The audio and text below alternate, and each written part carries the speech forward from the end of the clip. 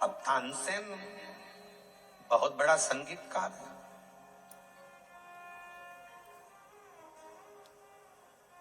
जो राजा के महल में निरंतर गाया करता है और दुनिया उसको सुनती है। तानसेन ने दीवार पर लिख दिया, कृपया राग में गाएं। मीराबाई थोड़ी देर बाद वहां से जाने लगी और उसने पढ़ा कि ये लिखा किसने है। तो कहा, जो अकबर के दरबार में गाता है वो तानसेन, जिसको दुनिया मानती है, जिसकी गायकी को दुनिया जानती है, जिसकी गायकी को दुनिया जानती है, वो तानसेन ने लिखा है मीराबाई तुम्हारे लिए कि कृपया राग में गाएं। मीराबाई ने कलम उठाई, जहां राग लिखा था उसके आगे अनु लिख दिया। अब कौन सा शब्द हो गया? अनुराग। मीराबाई चली गई और मीराबाई जैसे ही गई, थोड़ी देर बाद तानसेन निकल कर जा रहे थे तो तानसेन ने फिर देखा कि मैंने लिखा था कृपया राग में गाएं, और अब इसमें अनु किसने जोड़ दिया। तो कहा, मीराबाई यहाँ से आवाज बिल्कुल ठीक नहीं है, आवाज गूंज रही है, साथ में बिल्कुल आवाज खींच रही है। यहाँ लिखा किसने? तो कहा, तानसेन निकल कर जा रहे थे और उन्होंने लिखा है कृपया। यहाँ तानसेन निकल कर जा रहे थे, उन्होंने लिख दिया कृपया राग में गाएं। मीराबाई ने उसमें अनु लगा दिया और तानसेन वापिस निकल कर जाने लगे। तो तानसेन ने देखा यहाँ किसी ने लिखा है कि अनु राग में गाएं, अनुराग में गाएं। तानसेन ने मीराबाई के चरणों को पकड़ लिया। मीरा तो बिल्कुल सत्य कहती है कि भगवान को रिझाना है तो अनुराग में गाना होगा, और दुनिया को रिझाना है तो राग में गाना होगा। दुनिया राग से रीझती है और भगवान अनुराग से रीझता है। परमात्मा को रिझाने के लिए किसी राग की जरूरत नहीं पड़ती। परमात्मा को रिझाने के लिए किसी वस्तु की जरूरत नहीं पड़ती, किसी दिखावे की जरूरत नहीं पड़ती। उसको तो राग नहीं, अनुराग चाहिए। आपकी अविरल भक्ति चाहिए, आपका विश्वास, आपकी दृढ़ता, आपकी लगनता, आपकी एकाग्रता भगवान को चाहिए।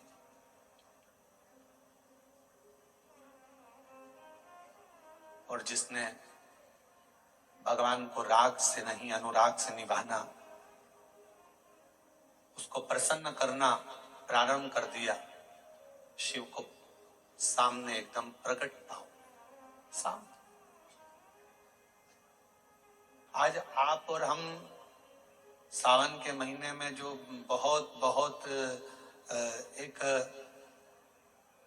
लोगों का हुजूम देखते हैं, भीड़ देखते हैं, तो जितने भी भीड़ में लोग खड़े हैं उनको एक बात का स्मरण होना चाहिए कि आप उसके मंदिर में खड़े हो जिसको आडंबर पसंद नहीं।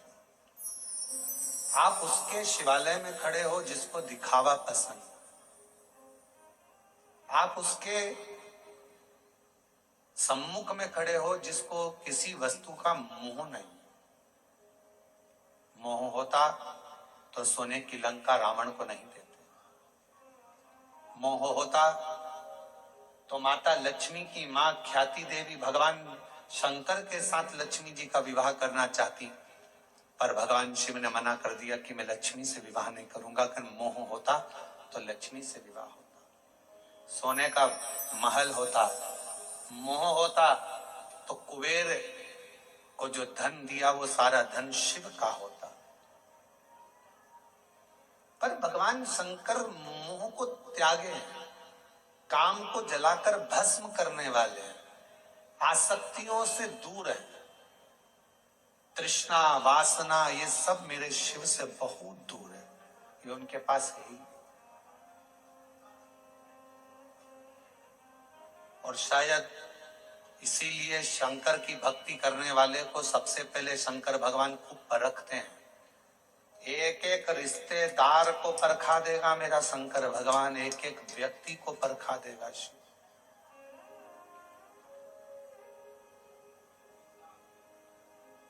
यदि आप शंकर जी की भक्ति कर रहे हो तो सारे रिश्तेदार को परखाएगा।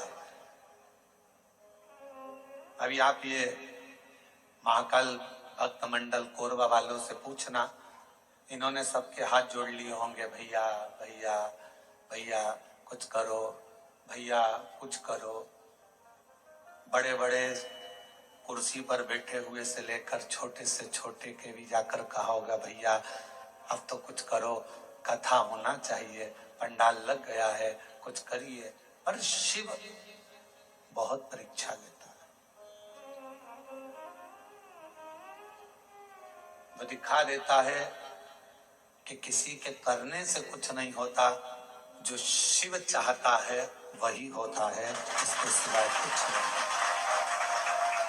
जो शंकर चाहेगा, जो उघड़दानी चाहेगा, जो मेरा शंभु, जो मेरा त्रिकालदर्शी, मेरा कैलाशी अविनाशी शिव चाहेगा वही होता।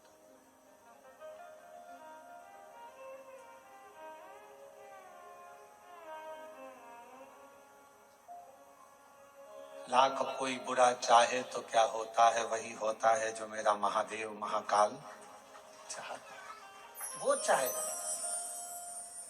एक एक को परखाता है मेरा शंकर भगवान, एक एक को पूरी की परीक्षा लेगा सब।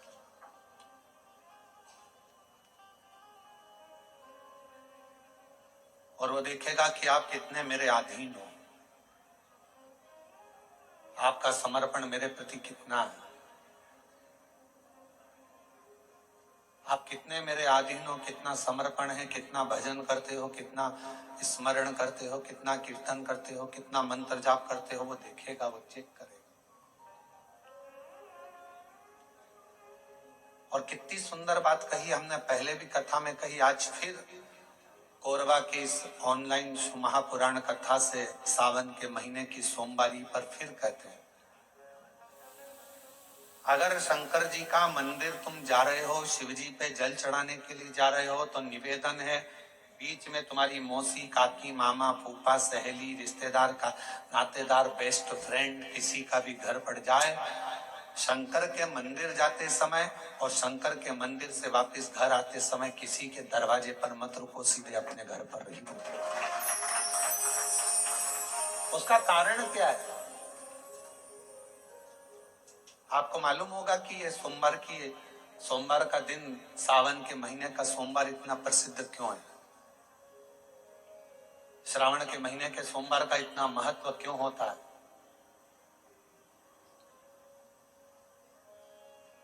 उसका एक कारण है, सावन के सोमवार का इतना महत्व क्यों है? सारे सोमवार होते हैं, सारे श्रावण सोमवार का दिन होता है, सारे सोमवार मान्य होते हैं, पर सावन के सोमवार की इतनी महत्वता क्यों है? किस लिए? और शायद हमको लगता है कि जितने भी आस्था चैनल पर कथा सुन रहे हैं, जितने फेसबुक यूट्यूब पर कथा सुन रहे हैं, जितने जितने आपने अपने मोबाइल पर सोशल मीडिया में कथा सुन रहे हैं, हमारे को लगता है कि उनको भी नहीं मालूम होगा कि सावन के सोमवार की इतनी महत्वता क्यों है, किस लिए? सावन के सोमवार की महत्वता इसलिए है कि भगवान देवाधिदेव महादेव का विवाह ख्याति देवी लक्ष्मी जी से करना चाहती थी, पर माता लक्ष्मी ने, भगवान शिव ने माता लक्ष्मी का चेहरा देखा, पढ़ लिया कि ये तो भगवान नारायण के स्नेह है, और भगवान नारायण लक्ष्मी जी से विवाह करना चाहते, और दोनों के विवाह की बात भगवान देवाधिदेव महादेव ने माता ख्याति देवी से कह दी कि इनका विवाह करो। अब माता लक्ष्मी जी ने बड़ा निवेदन करा, आपने हमारा विवाह भगवान नारायण के साथ में कर दिया, हमारे मन की बात को रख लिया, बड़ी कृपा करी भोले बाबा, मेरा मन है मैं आपके चरणों की सेवा करूं, मुझे कोई सेवा आपकी बताओ। शिव मंदिर में कभी भी जाकर पंडित जी से मत पूछना कि यहाँ की कोई सेवा मुझे बताओ। भगवान के अन्य मंदिर होंगे तो वहां जाकर पूछना, देवी जी के मंदिर में यहाँ सेवा बताओ, राम जी के मंदिर में पूछना यहाँ सेवा बताओ, भगवान कृष्ण के मंदिर में पूछना हमारे लिए कोई सेवा बताओ, भगवान दत्त के मंदिर में पूछना हमारे लिए सेवा बताओ। सारे मंदिरों में जाकर कहना कि हमारे लिए सेवा बताओ, और शिव जी के मंदिर में जाकर मत कहो कि हमारे लिए सेवा बताओ। वहां तो झाड़ू उठाओ, सेवा में लग जाओ। वहां तो निर्माल्य पड़ा है, उसको उठाओ, विसर्जन में ले जाओ। वहां पोछा उठाओ, पोछा लगाना प्रारंभ कर दो। शिव जी का श्रृंगार करना प्रारंभ कर दो, शिव जी का सुंदर स्नान कराना प्रारंभ कर दो। शिव मंदिर में सेवा पूछी नहीं जाती, सेवा करी जाती।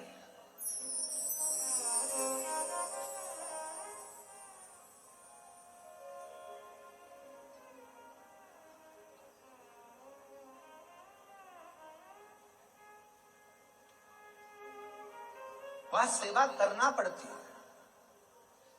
एक राज सिंहासन पर बैठने पर, एक कुर्सी पर बैठने पर, एक पद पर बैठने पर आपका कर्तव्य है कि आप बीच राह में से निकल कर जा रहे हैं, राज्य में से निकल कर जा रहे हैं, कोई दुखी आपको दिख रहा है, कोई गलत कार्य हो रहा है, आप अच्छे सिंहासन पर बैठे हैं, पद पर बैठे हैं, कुर्सी पर बैठे हैं, प्रतिष्ठा में बैठे हैं, आपकी बात दुनिया मानती है, तो आप उस गलत चीज को, गलत काम को हटाकर कुछ अच्छा कर सकते हो। आपको करना है, आप सेवा के लिए तत्पर रहें।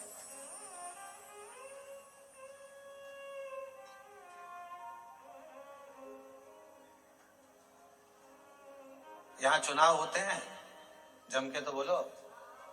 पार्षद बनते हैं, जम के बोलो, बनते हैं। अध्यक्ष बनते हैं, उपाध्यक्ष बनते हैं, सचिव बनते हैं, सारे पद दिए जाते हैं। एक विधायक का भी पद दिया जाता है, सांसद का भी पद दिया जाता है, अध्यक्ष का भी पद दिया जाता है, पार्षद का भी पद दिया जाता है, सरपंच का भी पद दिया जाता है। और ये पद केवल एक जगह पर नहीं, पूरी दुनिया में दिए जाते हैं। क्यों दिए जाते हैं? पार्षद जिस वार्ड का पार्षद होता है, जिस क्षेत्र का पार्षद होता है, उस क्षेत्र के पार्षद को, उस क्षेत्र के लोगों को बोलना ना पड़े कि पार्षद साहब हमारी ये नाली की प्रॉब्लम है, हमारी रोड की प्रॉब्लम है, हमारी ये प्रॉब्लम है। पार्षद उसी क्षेत्र का है, उसी कॉलोनी का है, उसी सोसाइटी का है। वो वहां घूमे और घूमने के बाद वो देखे कि मुझे सेवा का मौका कहाँ मिलेगा, मैं कहाँ सेवा करूं, मैं ये नाली बनवा दूं कि रोड बनवा दूं कि मुझे ये करना है। वहां कहना नहीं पड़े, शंकर के मंदिर में कहना ना पड़े कि तुम्हें ये करना। शिव मंदिर में जाकर कभी नहीं पूछना कि मुझे सेवा क्या करना। शिव मंदिर में तो जाकर सेवा का क्रम करो। अब लक्ष्मी जी पूछ रही हैं भोले बाबा से, आप मुझे बताओ, मैं आपकी सेवा में लगना चाहती हूँ। शिव जी ने कहा कि मैं क्या सेवा बताऊं, आप जाओ भगवान नारायण की सेवा करो। तब लक्ष्मी जी ने सोचा कि देवाधिदेव महादेव मुझे सेवा नहीं बता रहे हैं। सावन का महीना था, सोमवार का दिन था। माता लक्ष्मी पूरे सावन के महीने में शिवालय में जाती, शंकर जी के कैलाश पर्वत पर जाकर खूब सेवा करती। खूब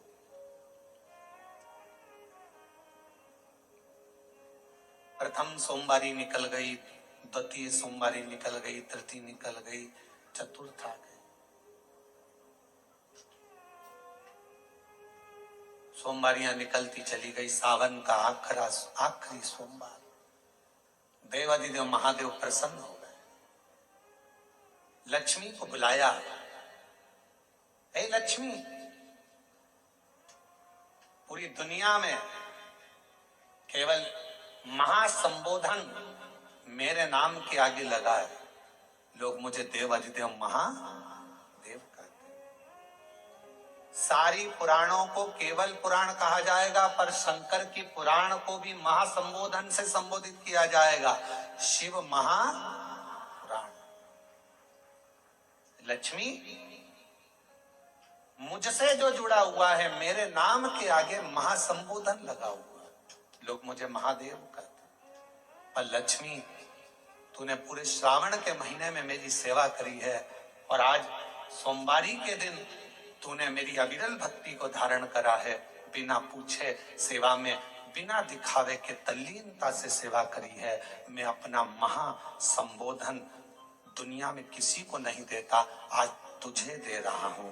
और लक्ष्मी केवल लक्ष्मी नहीं रही, उस दिन से लक्ष्मी मां लक्ष्मी। लक्ष्मी केवल लक्ष्मी नहीं रही, उस दिन लक्ष्मी महालक्ष्मी के संबोधन से प्रकट हुई। आज महासंबोधन लक्ष्मी जी को अगर किसी ने दिया तो भगवान देवाधिदेव महादेव ने दिया। और वह महासंबोधन कब मिला? सोमवार की इस श्रावण के सोमवारी के दिन जो हम व्रत करते हैं, साधना करते हैं, उपास करते हैं, अर्चना करते हैं। पूरे वर्ष आप सोमवार का व्रत करते हैं कि नहीं करते वो पता नहीं, पर सावन के महीने में 4-5 जो भी सोमवार पड़ जाएं, अगर उस पर अगर आपने व्रत कर लिया, व्रत को धारण कर लिया या शिवालय के जाकर भगवान शंकर की आराधना कर ली, तो पूरे वर्ष के सोमवार का फल सावन के महीने के 5 या 4 सोमवार में प्राप्त हो।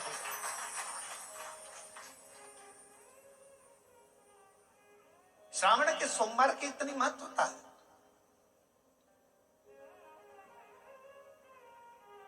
कल एक बहन ने पत्र लिखा था कि सावन महीने की इतनी महत्वता क्या है। हमने शिव महापुराण के अंदर पढ़ा तो ऐसा सावन महीने का ज्यादा लेख शिव महापुराण के अंतर्गत नहीं मिला। श्रावण महीने की इतनी प्रबलता क्यों मानी गई?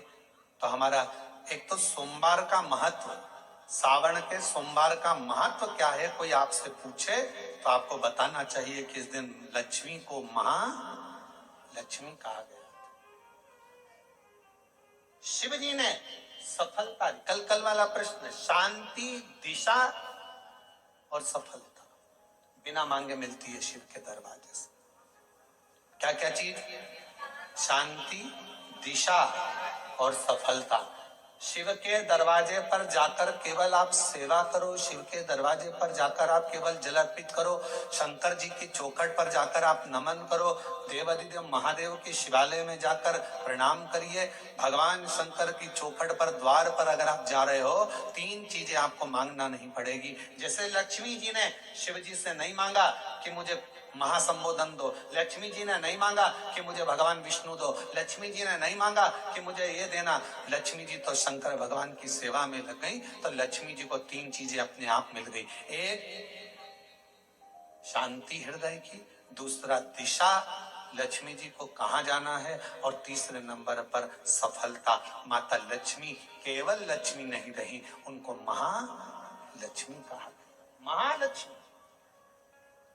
और फिर समझ लीजिए, लक्ष्मी में और महालक्ष्मी में बहुत बड़ा अंतर है। जरा सावधानी से सुनिएगा कथा को। आज सोमवारी का दिन है, सावन के महीने का, तो जितने शिव भक्त ऑनलाइन कथा को सुन रहे हैं, जितने आस्था चैनल पर, फेसबुक, यूट्यूब पर कथा को श्रवण कर रहे हैं, वो भी सावधानी से सुनिएगा। लक्ष्मी में और महालक्ष्मी में भी अंतर।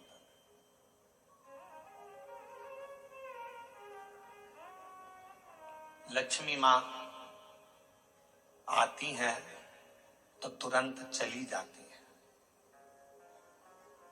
लक्ष्मी आती हैं तो तुरंत चली जाती है। लक्ष्मी बहुत समय तक तिजोरी में, अलमारी में टिकती नहीं है। पर वही लक्ष्मी भगवान विष्णु जी के आदेश से, भगवान शंकर की कृपा से हमारे घर में आती हैं, तो वो महालक्ष्मी कहलाती है। और महालक्ष्मी अपने घर को छोड़कर कभी नहीं जाती है, वो वहां सदा सदा रहती है। बोल बम का नारा है,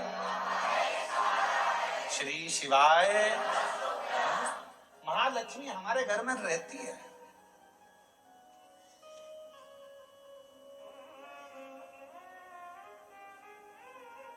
शंकर जी के मंदिर में अगर आप 1 लोटा जल चढ़ाने जा रहे हो, बड़े दुखी हो, तकलीफ में हो, पैसा नहीं है, धन नहीं है, वैभव नहीं है, सोमवार के दिन आप जल चढ़ा रहे हो, तो माता लक्ष्मी को भगवान शंकर ने यह वचन दिया है, वर दिया है कि लक्ष्मी, अगर तू मुझे मेरे मंदिर में आई है तो मैं तुझसे बस केवल, तू कहती है सेवा सेवा, तो तुझसे मांगता हूं, जो मेरे मंदिर में जल चढ़ाने आए, लोटा भरकर जल चढ़ाकर उसका जो लोटा है, उसका जो पात्र है, उसका जो कलश है वो खाली हो जाएगा।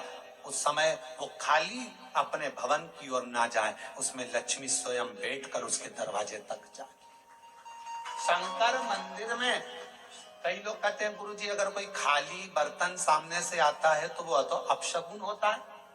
खाली पात्र अगर देखते हैं जाते समय तो अपशगुन होता है। परशु महापुराण की कथा कथी है, कोई महिला, कोई बच्चा, कोई स्त्री, कोई पुरुष, कोई घर का बेटा, बहू, बेटी, कोई आदि वृद्ध जन भी अगर मंदिर में शंकर जी के जल चढ़ाकर लोटा लेकर आ रहा है तो वो लोटा, वो पात्र कभी खाली नहीं माना जाता, उसमें महालक्ष्मी का वासा माना जाता है, उसमें लक्ष्मी का प्रवेश माना जाता है। वो महालक्ष्मी से परिपूर्ण है। क्यों? तो आप लोगों को बार बार कहते हैं कि वहां से आओ तो थोड़ा सा पानी लेकर आना, अपने घर में छिड़कना, क्योंकि इसमें महालक्ष्मी विराजमान हो जाती है। महालक्ष्मी आपके इधर ऐसा होता है कि नहीं होता हमको नहीं मालूम, पर हमारे उधर का एक नियम है कि प्राचीन नियम है पूर्वजों के हिसाब से कि जब हमारे यहाँ गणेश जी का विसर्जन करने जाते हैं, देवी जी का विसर्जन करने जाते हैं, नवरात्रे के बाद में जवारे का विसर्जन करने जाते हैं, तो विसर्जन करने के बाद नदी में से, तालाब में से, कुएं में से थोड़ा सा जल लेकर आते हैं। अब इधर है कि नहीं वो हमको नहीं मालूम, छत्तीसगढ़ का हमको नहीं मालूम, पर हमारे उधर का हमको लाते हैं ना, तो वो जल लेकर आते हैं अपने घर पे, अपने द्वार पर, अपने दरवाजे पर, अपने बगीचे में सब दूर जल को थोड़ा थोड़ा छींट देते हैं। क्यों? किस लिए? काय के? तो हमारे शास्त्र वर्णन करते हैं कि जब हम किसी देवता को विसर्जन कर कर आते हैं तो उनके कृपा का जल, उनकी करुणा का जल, उनकी वात्सल्यता का जल, उनके स्नेह का जल हम भरकर लाते हैं और अपने द्वार पर, अपने घर पर छींटते हैं। उनकी करुणा का जल। एक पत्र है, देखो,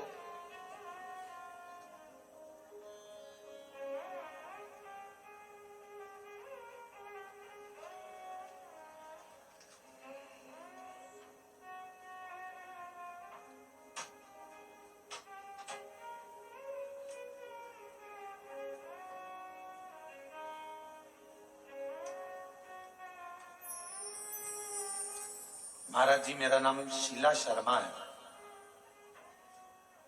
कहीं बैठी हो तो हाथ हिला सकती हैं, शीला शर्मा। मेरे पति का नाम श्री ब्रह्मानंद शर्मा है। मैं गृहिणी हूं और ग्रस्त जीवन के साथ पूजा पाठ मेरा अधिक रुचि रहती है। पर गुरुदेव, मेरी 2 बेटी और 1 बेटा, मेरी दोनों बेटियां बड़ी और बेटा 21 वर्ष का हो गया था। 21 साल का बेटा अच्छी पढ़ाई कर रहा था, बहुत अच्छा था, पर एकदम उसको बुखार आया, संभल नहीं पाए और बुखार आते ही हम डॉक्टर को दिखाए। दिखाने के बाद डॉक्टर ने हमें बड़े हॉस्पिटल भेज दिया, पर बुखार उसके सिर पर चढ़ गया और वो 21 साल का लड़का मर गया। गुरुदेव, 21 वर्ष की अवस्था में मेरा बेटा चले गया, पागल जैसी मैं हो गई। कई लोग, समाज के लोग आड़ा टेढ़ा कहते, सब लोगों ने पूजन पाठ बंद कर दिया, सब अपशब्द कहते, ताना देते। बेटे के वियोग में मेरा परिवार पूरा टूट गया था, क्योंकि एक ही लड़का था। अब किसी ने कहा तुम्हारी जिंदगी बर्बाद हो गई। किसी के कहने पर पहली बार आपकी कथा सुनना प्रारंभ करी। मैं सुध में नहीं रहती थी क्योंकि मेरा स्वास्थ्य ठीक नहीं रहता, पर मेरे रिश्तेदारों ने, पड़ोसियों ने कहा कि एक बार प्रदीप मिश्रा कथा कहता है, उसको सुनो तो। गुरुजी, मैं आपको नहीं जानती थी, पर पहली बार कथा सुनी और बाबा से बस टीवी के सामने बैठकर मैंने इतना ही कहा कि डॉक्टर अब बोल रहे हैं कि मैं मां नहीं बन सकती, क्योंकि ना तो मैं मां अब बन पाऊंगी, शादी को 24-25 साल हो गए, अब कैसे मां बनूंगी।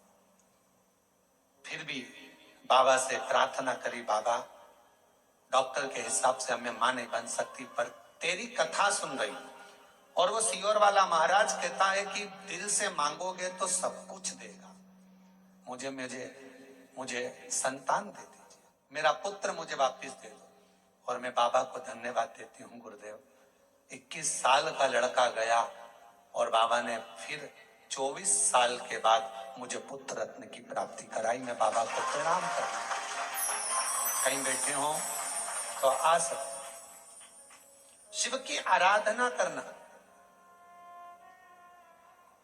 शिव की उपासना करना, शिव की भक्ति करना कोई साधारण नहीं है। और मैंने तेरे ही भरोसे बाबा, तेरे ही भरोसे हवा बिच उड़ती जावांगी। बाबा डोर हथो छड़ी नामे कटी जावांगी। भोले मैं तेरी पद, शंभो मैं तेरी पद, हवा बिच उड़ती जावांगी। बाबा डोर हथो छड़ी नामे कटी जावांगी। भोले मैं तेरी पद, शंभु में तेरी पद। शिव के प्रति एक आश्रितता हुआ।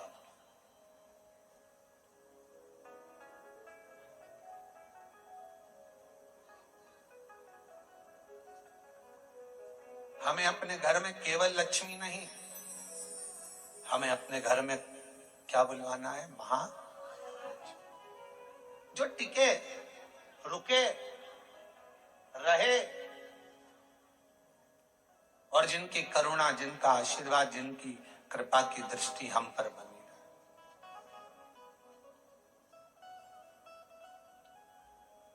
जिनकी करुणा की दृष्टि हम पर बनी रहे, जिनकी दया की दृष्टि हम पर बनी रहे। लोग कहते हैं सोमवार, सावन का सोमवार, हमने शिवपुराण में पढ़ा सावन के सोमवार का हमें इतना मिला नहीं, हमें इतना प्राप्त नहीं हुआ, हमें इतना देखने को नहीं मिला, हमें इतना सुनने को नहीं मिला, हमें इतना देखने को, श्रवण करने को नहीं मिला। निवेदन है। अब कोई पूछे कि श्रावण का इतना महत्व क्यों है? बैसाख का महीना भी आता है, ज्येष्ठ का महीना भी आता है, आषाढ़ भी आता है, भादो भी आता है, कार्तिक भी आता है, सारे महीने आते हैं, माघ भी आता है, फागुन भी आता है, ज्येष्ठा भी आता है, सारे महीने आते हैं। और उसमें सबसे ज्यादा श्रेष्ठ शंकर भगवान के लिए अगर सबसे ज्यादा प्रबल माना जाता है तो श्रावण का महीना माना जाता है। आखिर श्रावण के महीने में ऐसा हुआ क्या था? श्रावण के महीने में इतना जरूर हुआ कि मंथन हुआ, मंथन में जो विष निकला भगवान शंकर ने पिया और देवताओं ने जल अभिषेक करा, तो ये तो है। पर श्रावण के महीने की महत्वता, एक महीने की महत्वता इतनी कैसे? कहा शिव महापुराण में वर्णन आता है, सृष्टि की रचना प्रारंभ हुई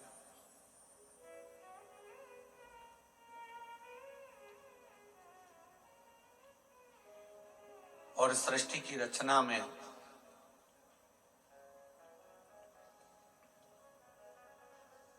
जब सृष्टि की रचना हो रही थी, सृष्टि की रचना में दक्ष प्रजापति के साथ में माता प्रसूति का विवाह हुआ।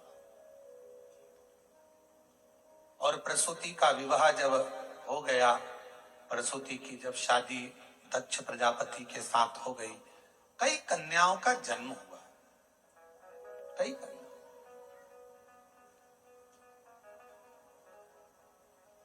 बेटों का भी जन्म हुआ, कन्याओं का भी जन्म हुआ।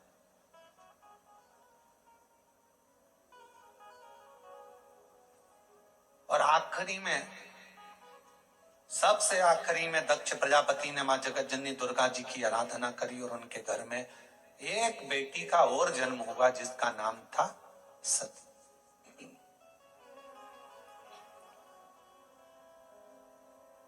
सती का विवाह हो गया शिव जी के साथ में। ये कथा तो आप और हम हर कथा में श्रवण करते हैं। सती जी का विवाह। अब विवाह होने के बाद में एक बार दक्ष प्रजापति ने सारे देवताओं को बुलाकर एक सभा रखी। उस सभा में इधर की साइड में भगवान नारायण बैठे हुए थे और इधर की ओर भगवान शिव बैठे हुए थे।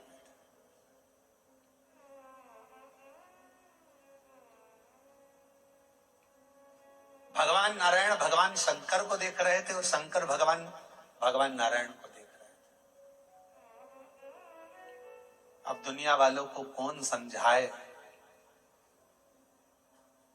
कि भगवान नारायण अगर सबसे ज्यादा प्रेम, सबसे ज्यादा अगर विश्वास और सबसे ज्यादा दृढ़ता और सबसे ज्यादा मेरे नारायण के दिल में अगर कोई बसे हुए हैं तो वो भगवान शंकर बसे हुए हैं, भगवान शिव बसे। और शिव जी से शंकर भगवान के हृदय में अगर कोई बसा हुआ है, शिव जी के हृदय में, शंकर भगवान के दिल में, शंकर भगवान के हृदय में, शंकर भगवान की चित्तवृत्ति में अगर कोई बसा हुआ है तो वह भगवान नारायण बसे। नारायण शिव के बिना नहीं और शिव नारायण।